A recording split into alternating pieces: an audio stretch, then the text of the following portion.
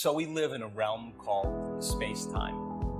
And in this three-dimensional reality, in space-time, there's an infinite amount of space. Space is eternal, right?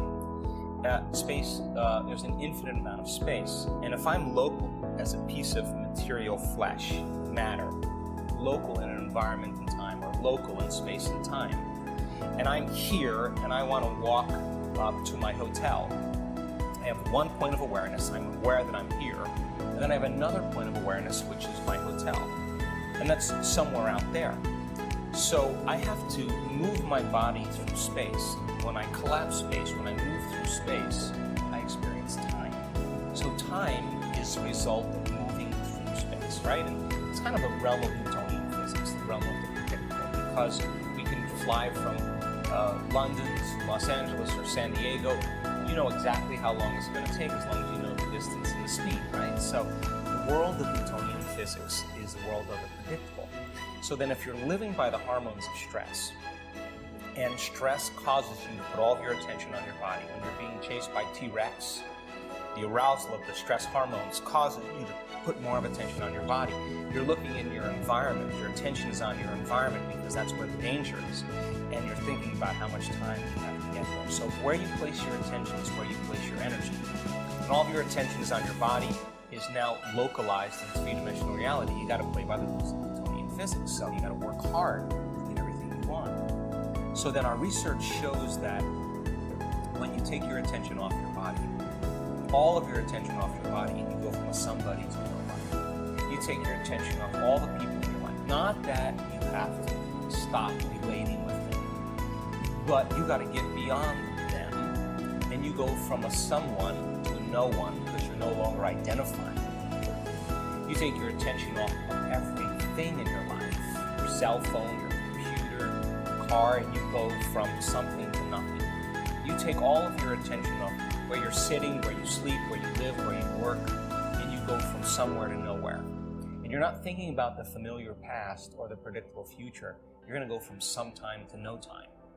If you're taking all of your attention off this three-dimensional reality, then where you place your attention is where you place your energy. If you're not your body, if you're not the people in your life, you're not the objects or things or places or time itself, what are you? You're pure consciousness. So you teach people then that moment of getting beyond yourself is disinvesting all of your attention and energy and everything known in your three-dimensional reality. What is going to happen to the mechanism here called your neocortex? You're going to begin to slow your brain waves down because you're not analyzing and thinking about any of those people or objects or things. And as you do that, your brain waves change from beta, which is the arousal of your attention on the environment and on your body and time.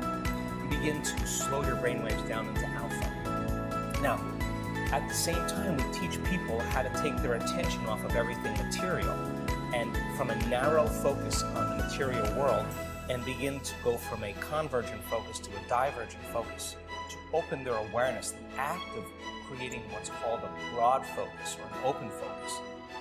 As you sense space, you don't analyze and think. Well, as you're no longer analyzing and thinking, you're no longer activating those circuits in your brain, and now you start seeing the brain into alpha, but not any kind of alpha, a very coherent type of alpha. Now the brain starts to synchronize. The front of the brain starts resonating with the back of the brain. The right side of the brain and neural networks communities begin to resonate. Neurons on the opposite side. You start seeing the psychic union between two hemispheres. Some people do it so well that they slip into this realm of beta, coherent beta brainwaves. Now, this mechanism, the home of your identity, the seat of the known self, the memory bank of your past identity, the autobiographical self, lights go out in beta. And the door between the conscious mind and the subconscious mind open, wide open. And now you're in the eternal present moment. If you teach a person now to find the frequency of oneness and wholeness, if you teach them as consciousness, that their consciousness can merge the consciousness of the unified field, and they can surrender their consciousness into a greater consciousness. They can lose themselves in nothing to become everything. And they can find that frequency that they can pay attention to. They can experience it. They can become more aware of it. They can feel it. Every experience, every moment is laying down new connections in their brain for them to perceive more of it. If they do this properly, and their consciousness begins to connect to the consciousness in the unified field, now they're in that realm of the quantum. And in the realm of the quantum, time is eternal. You have an infinite amount of time. Now, imagine you have an infinite amount of time. If you have an infinite amount of time right now, you can get a lot of stuff done, yes? In fact, it's only equal to your imagination.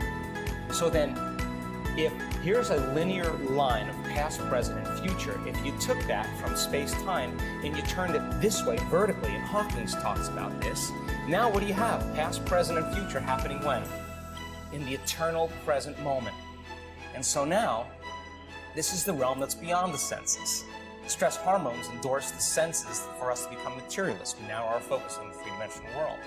You narrow your focus on the danger, on the cause. Now you're doing the exact opposite. You're opening your focus, suppressing the neocortex, the memory bank of the known self, and now tuning in with your autonomic nervous system. Consciousness is falling right into the limbic brain. Now, in this realm of time-space, all possibilities exist, and they're non-local. You can't experience them with your senses. So, in a sense, there is no past lives. They're all happening in the eternal present moment. And so then, this is time travel. In time travel, you don't go anywhere. All you do is you move through time, and you experience spaces, dimensions, realities. So then, when you go from one point of consciousness to another point of consciousness in three-dimensional reality, the faster you go, the shorter amount of time it takes. In the quantum, your consciousness, there's no place to go because you're everywhere. You're connected to everything. And all you do is you change your frequency. And as you change your frequency, you change your connection to information.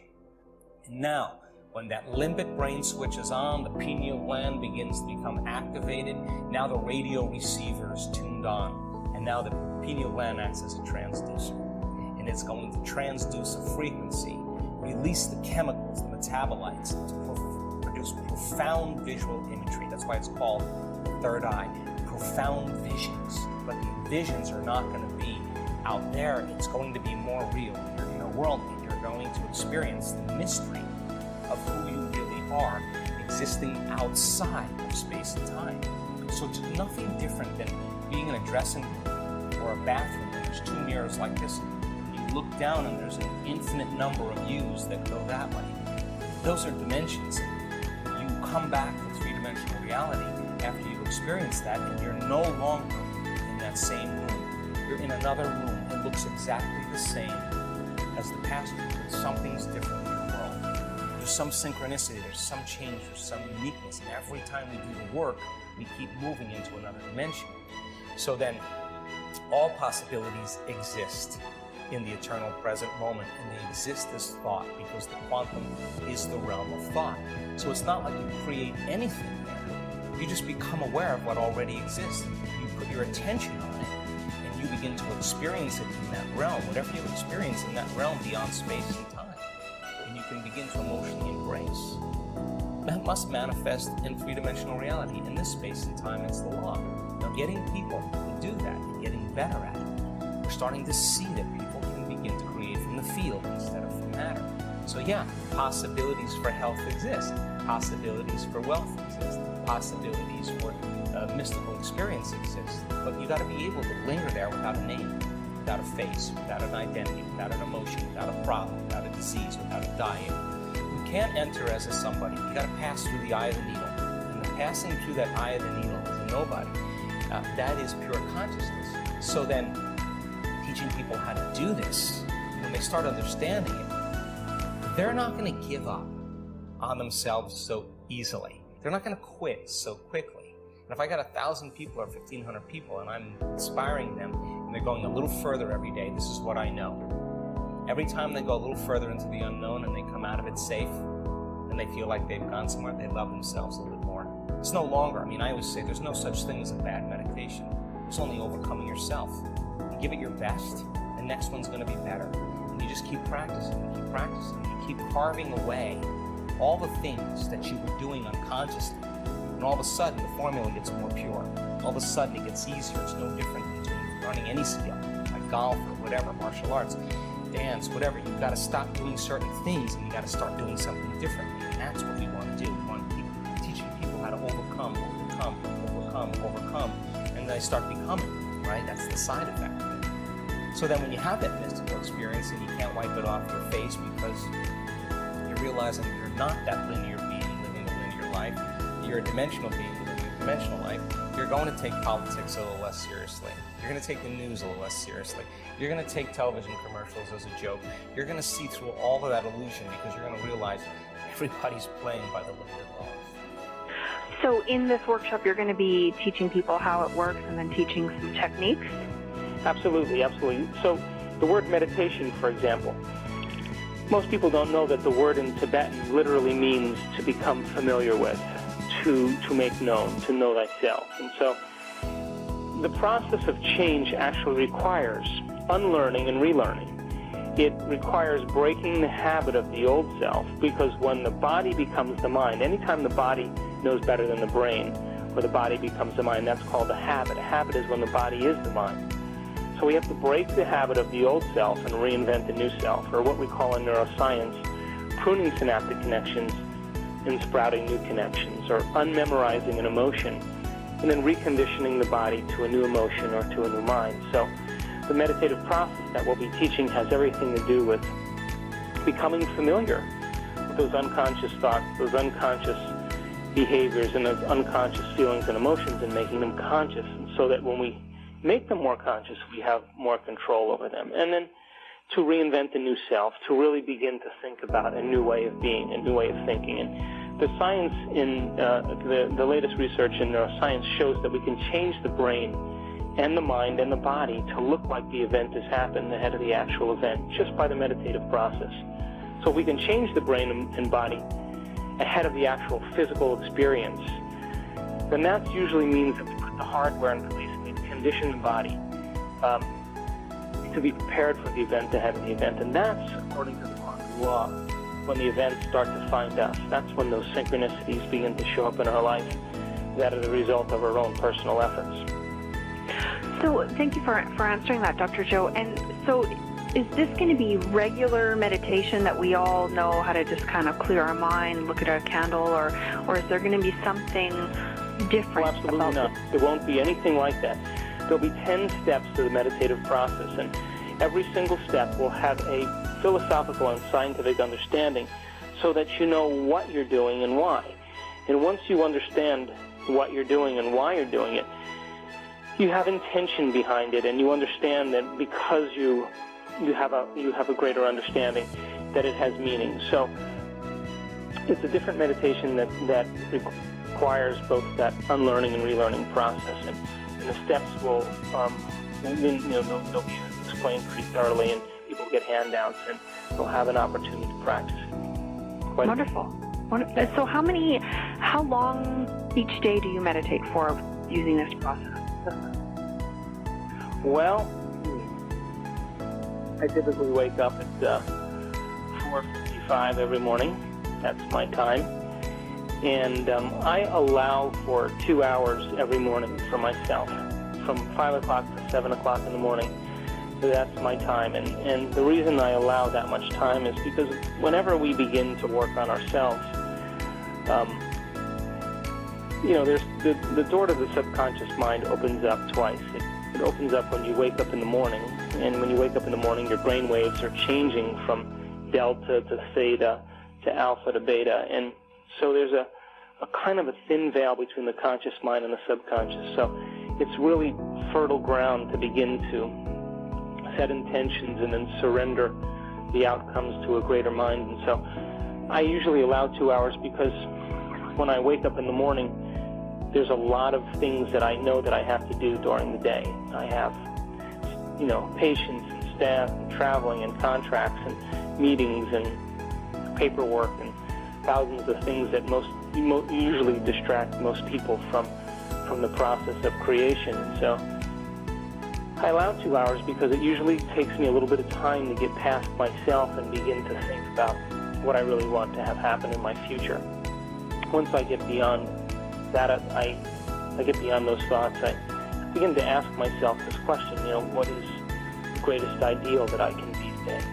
What is the greatest person that I could be? And I allow myself to begin to let my brain work in different ways than it typically would work if I woke up and did the same thing and got out of bed the same way and brushed my teeth and drove to work and did the same thing that I always do. And so the neuroscientific definition of mind is the brain in action or the brain at work. So if you wake up and think the same thoughts and perform the same behaviors, and you allow the environment to activate different circuits in your brain, pretty much you're thinking equal to the environment, and the brain isn't working any differently, so you're never making a new mind. So the beauty behind the meditative process that we teach has everything to do with changing the mind before the experience, that you could actually make the brain work in different sequences and different patterns, different combinations, because you're thinking thoughts differently than you typically do. And because we can make thought more real than anything else, that's the privilege of being a human being. We can literally begin to make the thought become the experience. Now, if we do that properly, the end product of an experience is a feeling or an emotion. And if the thought becomes the experience in our own mind, the body begins to respond as if the experience is happening. Now, what's the beauty behind that? Well, the moment you begin to feel like that new ideal, or feel like that successful person, or feel like that person that's in love, or feel like that free person, the body is being conditioned by that emotion and the body as the unconscious mind thinks it's in the event. It doesn't know that it's the actual physical event that creates the emotion, or the emotion that you conjure up on your own. And so if we can get up as a new ideal of ourselves every day, then we're more prone to think and act in different ways. So I allow a couple hours every day